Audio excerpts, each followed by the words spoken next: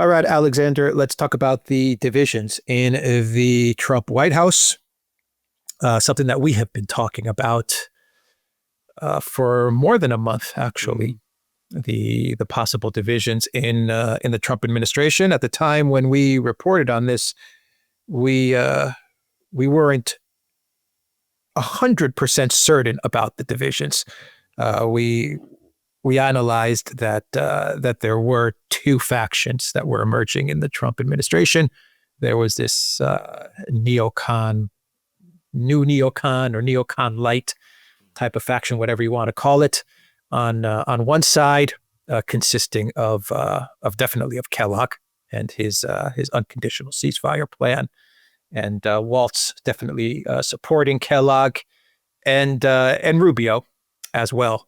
And on the other side was Witkoff, Vance, possibly Gabbard. At the time when we were reporting this, I believe Gabbard was just about to enter as DNI, and she was definitely in the way we saw. She was definitely on the Witkoff side of things, which is negotiating with Russia, perhaps agreeing to Istanbul Plus, the June 2024 terms that Putin laid out. And so we talked about these divisions.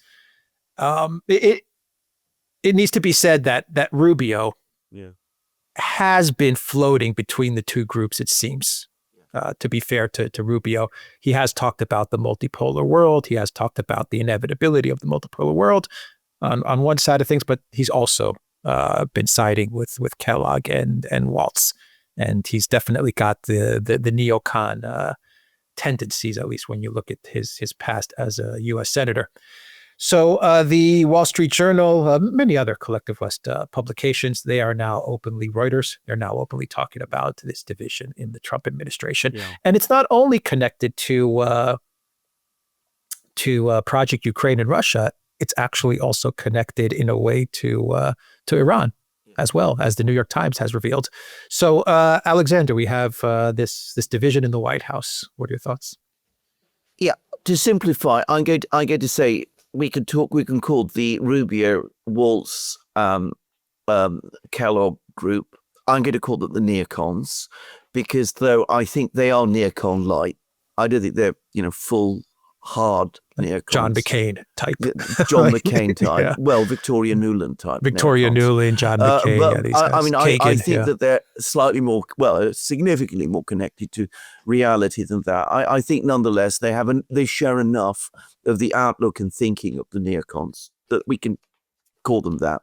As shorthand in this program. And I'm going to call the other side, Witkoff, and the people who support him, I'm going to call them the realists. I think that's the simplest way to describe them. So I think there is this division. I think it is there through every part of US foreign policy. The neocons, very, very reluctant to make any significant concessions. At some level, they understand the Project Ukraine has failed. They understand that the United States needs to disengage. I think this is probably true, but they can't make the break that is needed in order to make that disengagement effective. They can't accept, for example, that the Russians are going to get all the 5 regions: Crimea, Donetsk, Lugansk, Zaporozhye, and Kherson. This is something that they balk at. They balk at a long-term commitment to keep Ukraine outside NATO. They're very reluctant to accept these things. They are very unhappy about concessions to Iran. They still want to pursue the neocon policy of not just getting Iran to basically stop its nuclear program and doing various deals, not just with Iran, but with other countries to try to stabilize the situation with Iran, give Iran certain guarantees in return for Iran giving up its enriched uranium and all of those things. But they want to extend it. They want to stop Iran having ballistic missiles. They want Iran to stop support for Hezbollah and the Houthis. They're even trying, it seems, to involve the United States in some kind of a war in Yemen. which seems to me a disastrous idea. And with China, obviously, they are deeply hostile to China. On the other side, there are the realists, and this is Witkoff. Witkoff has now had meetings, 3 meetings with Putin. He has come away with an understanding that the Russians are not going to shift from Istanbul Plus. Lavrov gave a very interesting interview to a Russian newspaper, important Russian newspaper, Kommersant, in which he said Istanbul Plus is not a negotiating position. That's an important message that the Russians are not there to negotiate about the fundamentals of Istanbul Plus. So Witkoff has come and told Trump, if we want to do a deal with the Russians, we have to accept Istanbul Plus. And I think and it's clear that there are people within the administration, Vance probably, Gabbard probably, who are backing him. And he's had apparently a productive meeting with the Iranians in Oman, and he even met afterwards with the Iranian foreign minister briefly, and he's come back to Trump to tell Trump, look, there is a potential deal that can be done there. And in the middle of all of this is Trump himself, and one senses that he's sometimes pulled in one direction, sometimes he's pulled in the other direction. We've learned from the Wall Street Journal that Rubio and Kellogg have been telling him, you must take a tougher line on Russia. It's unclear how they think this line on Russia can be made tougher, what exactly they're proposing that the US should do, which it hasn't already done to put pressure on the Russians. But anyway, that's what they're saying. But it looks as if Trump himself, on Ukraine specifically, is starting to accept the logic of Witkoff's position. So he's been making comments about Zelensky, which, to put it mildly, are unflattering. He's been talking about, the whole Ukraine conflict, how Ukraine took on an adversary 20 times more powerful than itself, and going around and scrounging around the world for more missiles is, a ridiculous thing to do if you haven't thought through in advance how you can find yourself in such a war. He's said no to any proposal of coming from Ukraine to buy more Patriot missiles from the United States. Right. The reports are that American military aid to Ukraine is now dwindling and will soon come to a stop. And it looks as if Trump is not prepared to exercise his drawdown authority to send more aid and supplies to Ukraine. And absolutely, he doesn't look as if he's interested in going to Congress either and obtaining a further appropriation. So I get the sense that gradually, slowly, as Trump does, though with Trump, he initially moves slowly, and then he makes the decision, and then he tends to move very fast. But gradually, I think he's coming round to Witkoff's perspective on Ukraine. And I think that we're probably definitely now in the last weeks, last months of direct American involvement in the conflict in Ukraine. And we're getting more reports that American troops are being pulled out of Europe. We're getting reports that, the Wiesbaden Center is being closed down. Pete Hegseth didn't attend the last Rammstein meeting in person. He was there on a sort of, he was there virtually, some kind of a hookup, but obviously he wasn't there in person. There's no sign that Zelensky's coming to Washington again, and the Trump people are saying that Trump has no intention of going to Ukraine. So it looks to me as if, at least on Ukraine, Trump is gradually coming round to Witkoff's thinking. Perhaps even with Iran, if you go by the New York Times reporting, which is that Israel, they presented the Trump administration with a plan to bomb Iran, to bomb the nuclear facilities of Iran. And Trump, along with Gabbard, Vance, and Hegseth, and even Waltz. It said even Waltz was not so hot on the idea. They decided to engage in diplomacy instead. Exactly. So that was an interesting report from from the New York Times as well. Yeah, it was. So again, with Trump, just to repeat a point we made on a recent program, he tends to go through various stages before reaching the point of decision.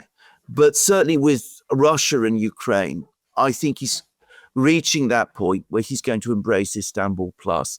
There has been a very bitter comment by the French Prime Minister, who says that Trump is putting pressure on Ukraine to accept the demands of the aggressor. A horrible statement, by the way, really nasty statement from the French. But, I suspect that is what's going to happen. I think that Trump is going to say, enough's enough. We've done all we can. We've gone through all of the efforts to try and negotiate a peace. Ukraine hasn't abided by the energy truce, which is indisputably the case. And let's go ahead and secure our deals and our rapprochement with Russia. And the Russians have an awful lot to offer us on all kinds of fronts. They can help us with the Middle East. They can help us with Iran. Apparently, the Russians have been offering various types of economic cooperation. Let's go ahead with that. Let's have the meeting with Putin. Let's put aside this disastrous project, which has been this catastrophic failure. It was Joe Biden's war. It wasn't mine. He's gone out of his way now repeatedly to say that. And it is true, by the way. And it seems to me, I'm being perhaps positive here, but I sense that this is the direction that things are going. I suspect that sometime around May, June, we will have a final decision and we will see things move forward. And probably there will be finally that meeting, that summit meeting between Putin and Trump, most probably in Saudi Arabia. Apparently the Saudis are very keen to see an American-Russian rapprochement happen because they want the Americans to lift restrictions on the oil market, the cap on sales of Russian oil and all of those sort of things. So the Saudis are keen to host this meeting. I think the meeting probably will happen in Saudi, and the Europeans will be left hanging, the Ukrainians will be left hanging, but I think that's the trajectory to which we're going. And probably, I'm guessing, Kellogg will at that point leave the administration because his purpose will have gone and his plan will have been rejected. Yeah. Even with Iran, the reports are that that Russia could play some sort of part in a future Iran deal, perhaps with monitoring the enrichment or something along those lines. As we reported, as you noted about 3 weeks ago, that this is a possibility, and sure enough, we are getting reports that there could be some sort of Russia component in a final deal. But anyway, that's one thing that was interesting that stood out with the Iran side of things. Any comments on that, and then I'll ask you a question on Russia. The Russians have now said this again. There have been further comments from Russian diplomats saying that Russia is absolutely willing to help facilitate an understanding between the United States and Iran. That they're prepared to do whatever they reasonably can to make it happen. So they are saying this publicly. They're saying something else as well. You have to now go to more deeply into the commentaries that the Russians are making about this. They're saying that it was Trump who first brought up this idea when he contacted Putin over the course of their first telephone conversation. It was Trump who's asked Putin, "Can you help us with Iran?" And Putin said, "Absolutely. Yes, we can." And apparently the Russians have been in contact with the Iranians and the Iranians are open to this. Putin's had apparently extensive contacts with Pezeshkian, who's the Iranian president. Apparently, he mostly talks with Pezeshkian, not with Khamenei. But anyway, it does look as if this idea of a Russian involvement in the rapprochement, or at least not rapprochement, the relaxation of tensions between Iran and the United States is firmly on the table. So we could see, perhaps by the end of the summer, outline deals being done over Iran, between Iran and the United States. The Israelis won't be happy. Some of the neocons in the United States won't be happy. I think most people will be greatly relieved. And I think the mood in the Middle East will start to improve if there is that deal done between the US and Iran. With Ukraine, I don't think there is going to be that kind of deal. I think the idea of a Ukrainian settlement is really off the table. I don't think Zelensky is going to accept any of the proposals that Trump has been floating, and certainly not the proposals that Putin has been floating.